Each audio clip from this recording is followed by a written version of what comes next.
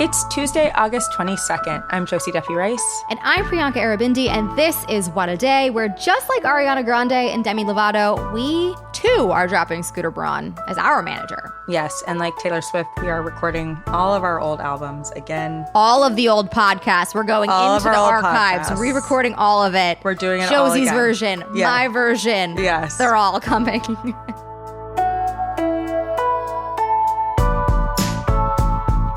On today's show, Maui's mayor says that 850 people are still missing after the deadly wildfires. Plus, Trump's bail for the Georgia case has been set for $200,000. But first, in Tennessee, the state legislature's special session on public safety and mental health started on Monday. It's the beginning of what is expected to be a contentious battle about gun control. The session began months after 6 people, including 3 children, were gunned down in a school shooting in Nashville, Tennessee. We all remember how this was spurred. It was a tragedy. But can you tell us why the state decided to hold this special session? So it's a culmination of the governor's push for, quote, public safety that comes after 2 of his friends were killed at the Nashville Christian School during a school shooting in March. So Governor Bill Lee, who is a Republican, has pushed for a number of laws that align with the Republican ideals on this issue, right? Including more cops in schools, harsher punishment for juveniles.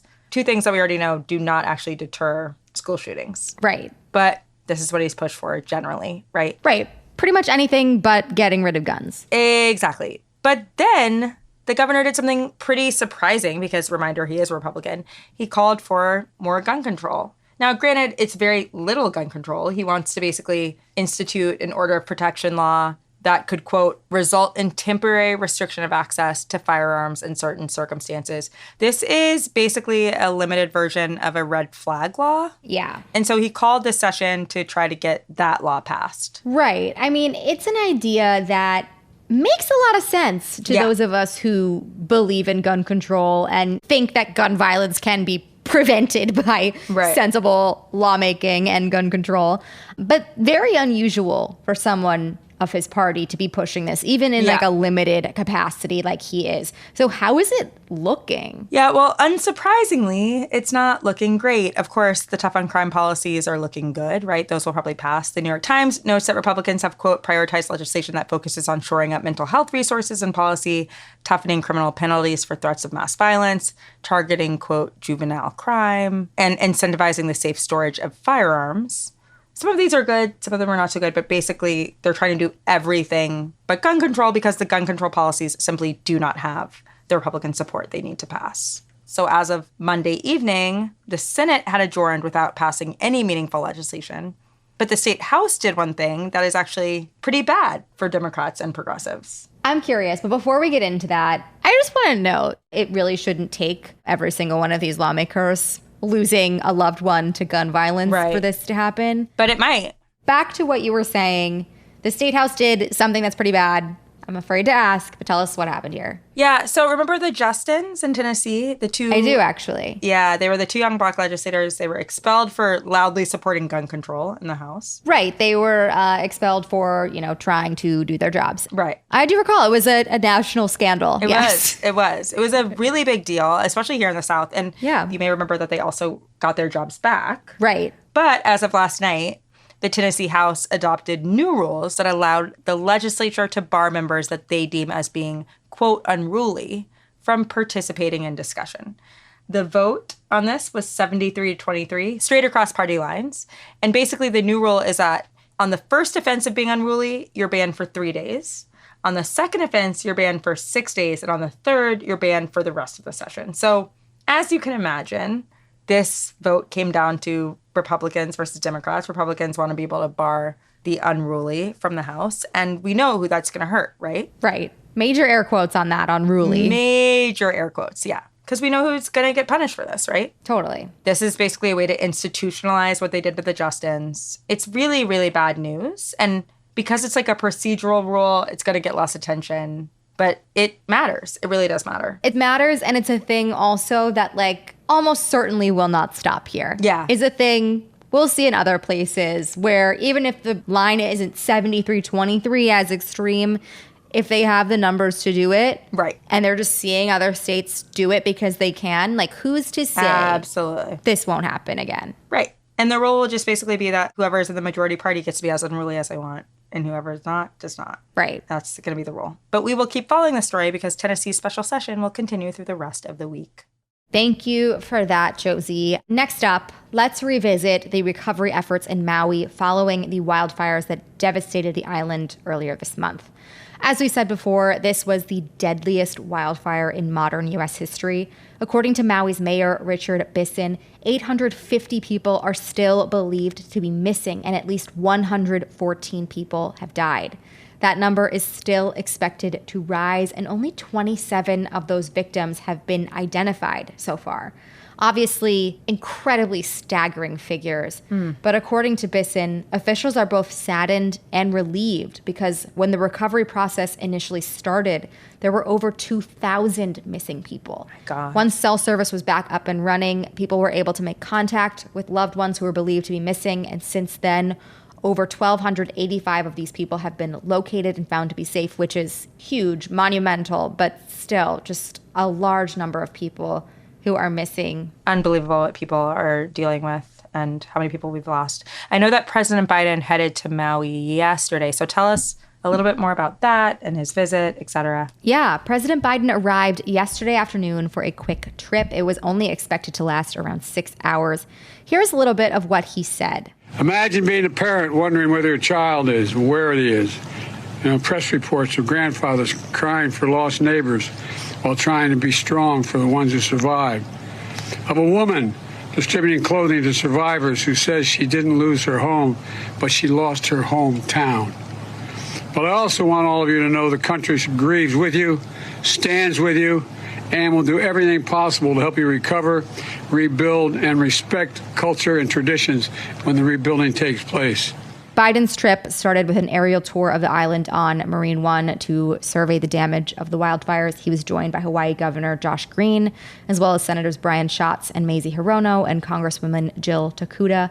He also met with survivors as well as emergency workers, and he's joined by First Lady Jill Biden as well as FEMA Administrator Deanne Criswell. And as we mentioned before on the show, Biden showing up was kind of a point of contention, right, from several different fronts. So this trip comes amid lots of criticism from Republicans who believe that Biden didn't say enough about the disaster, as well as frustration from some in Maui over difficulty with getting aid, along with long-standing sensitivities around Native Hawaiians. But in the time since the wildfires, the federal government has sent food, water, and critical supplies to Hawaii. They have also deployed over 1,000 federal personnel on the ground in Maui. FEMA has also given $7 million in short-term aid to over 2,000 families. But the Hawaiian congressional delegation is pushing for long-term commitments for this aid and support as these communities continue to rebuild. Obviously, this will be a process that takes a long time and so much money. Yeah. And they want the commitment that just as Joe Biden articulated that we will be there, we stand with you, they want to know that that's for the long haul and not just for now in the immediate, which makes total sense. They're totally right for wanting that, and that's what they should get. Obviously, we will continue to follow this, but that is the latest for now. We'll be back after some ads.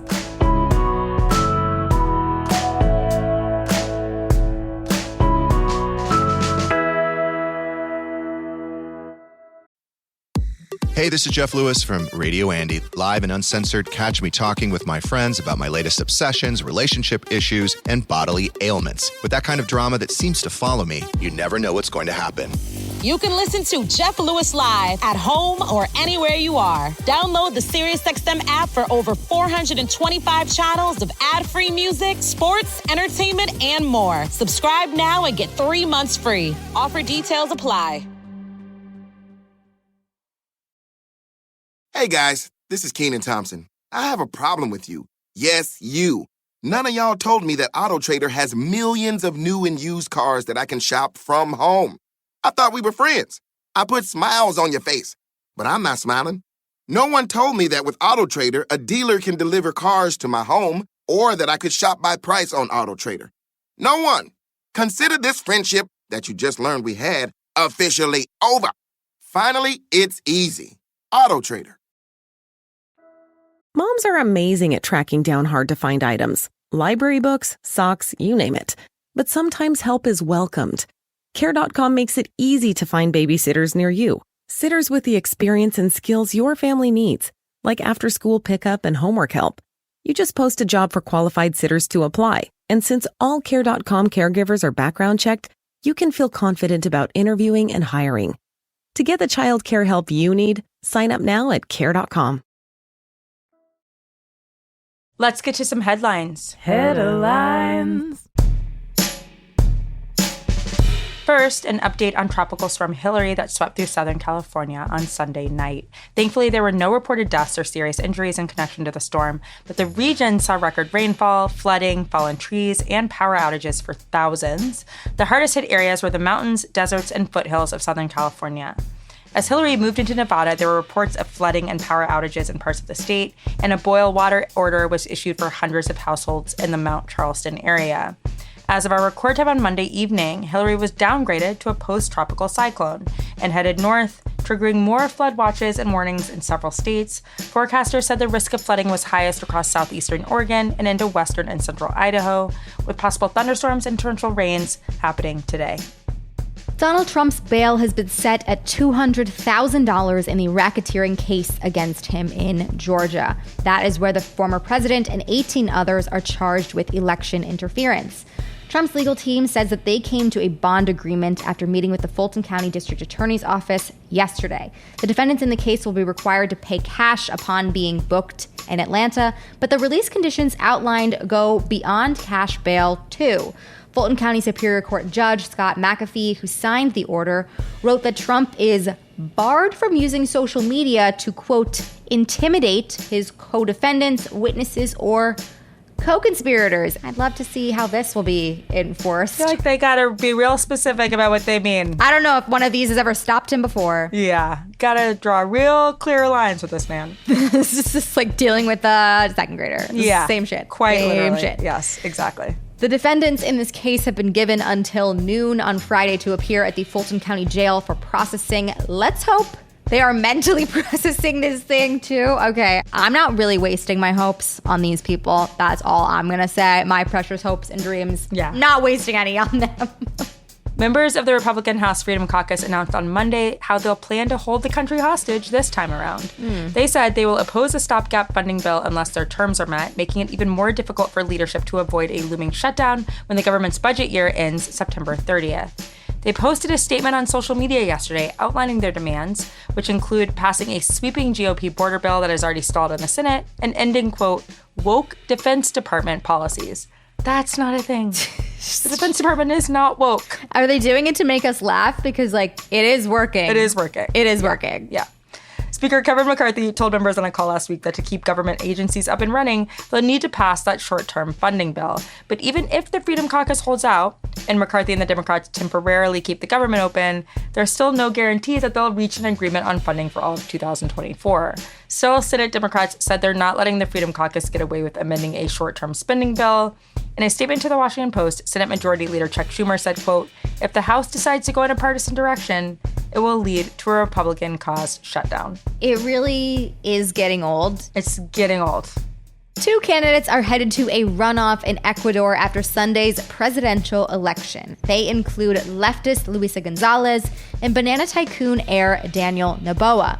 Gonzalez, an ally of former socialist president Rafael Correa, led with 33% of the vote, and Noboa, a newcomer businessman, came in second place with 24% of the vote. As we've discussed on the show, Sunday's election came during a very violent campaign season for Ecuador. Just earlier this month, Fernando Villavicencio, a top candidate, was assassinated while leaving a campaign rally.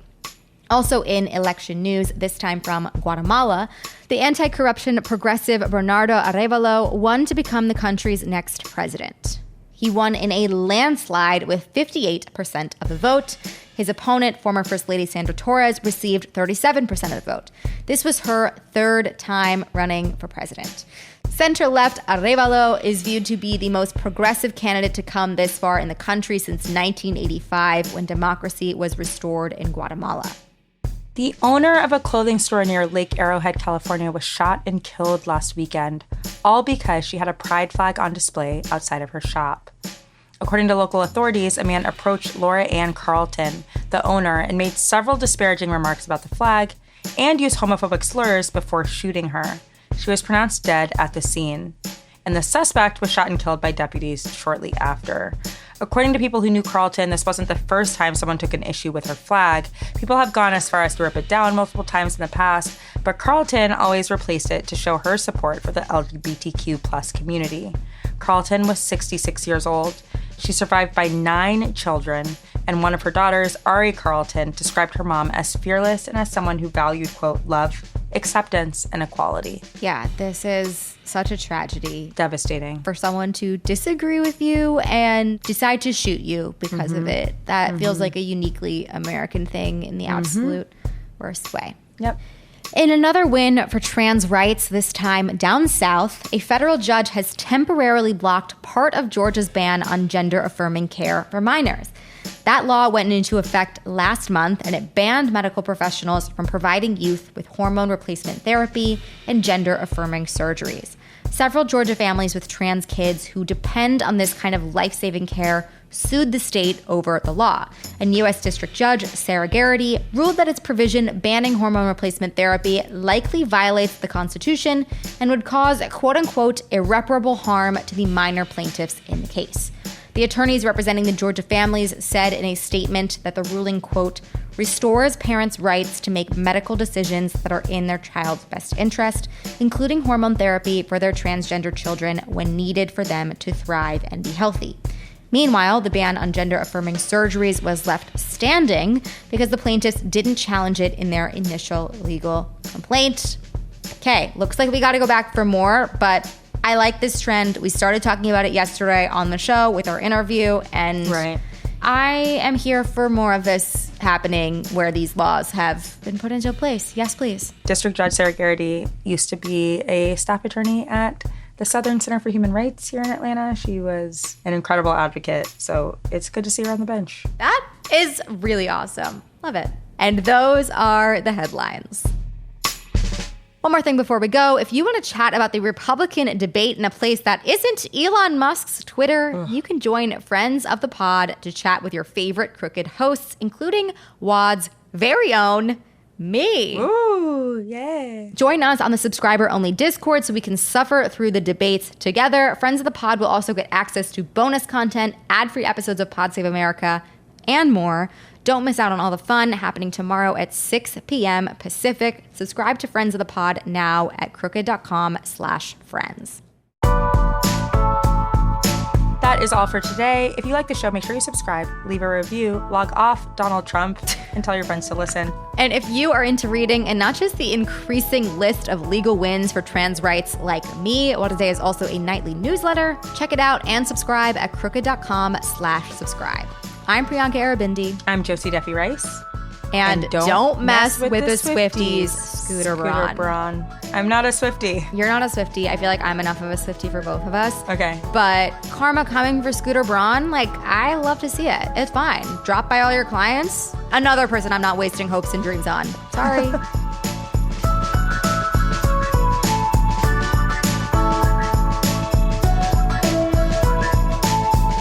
What a Day is a production of Crooked Media. It's recorded and mixed by Bill Lance. Our show's producer is Itzy Quintanilla. Raven Yamamoto and Natalie Bettendorf are our associate producers, and our senior producer is Lita Martinez. Our theme music is by Colin Gilliard and Kashaka.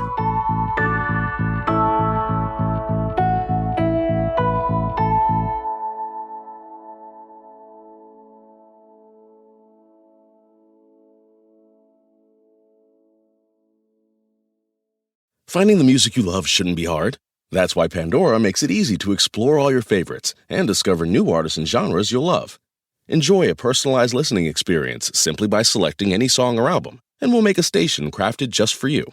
Best of all, you can listen for free.